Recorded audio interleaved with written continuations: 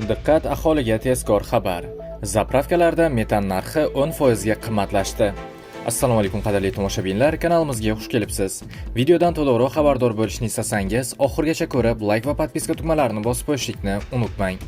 Diqqat qiling. Ijtimoiy tarmoqlarda O'zbekistondagi zapravkalarda metan narxi 5200-5300 so'mdan 5800 so'mgacha oshirilgani aks etgan suratlar tarqaldi. Bu holat 2026-yil 1-iyundan davlat belgilagan yangi tarif kuchga kirishi fonida yuz bermoqda. Bugundan, ya'ni 1-iyun, mamlakatdagi zapravkalarda 1 metr kub metan 2750 so'mdan yetkazib beriladi.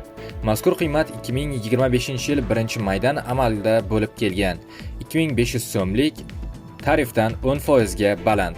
Mazkur narx o'sishi ortidan zapravkalarda ham metan narxi 5800 so'mgacha qimmatlashdi. Oxirgi marta hukumat metan narxini 2025-yil maydan 2500 so'm etib, avvalgi narxi 1800 so'm bo'lgan belgilagandi. Buning ta'sirida zapravkalarda ilgari 4250 so'mgacha bo'lgan gaz narxi 5300 so'mgacha ko'tarilib ketgan.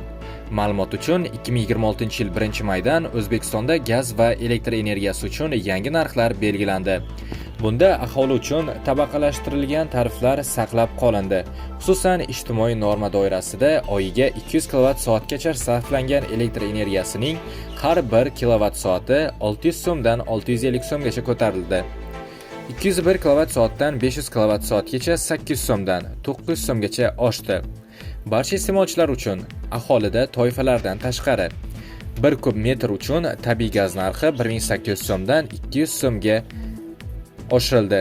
Aholi uchun tabiiy gaz tariflari tabaqalashtirilgan tartibda saqlanib, isitish mavsumida oyiga 500 kub metrgacha, boshqa mavsumlarda esa 100 kub metrgacha iste'mol uchun 1 kub metr gaz 1100 so'mdan hisoblanadi. Do'stlar, shu va shunga o'xshash videolardan to'liqroq xabardor bo'lishni istasangiz, kanalimizga obuna bo'ling va bizni kuzatishda davom eting.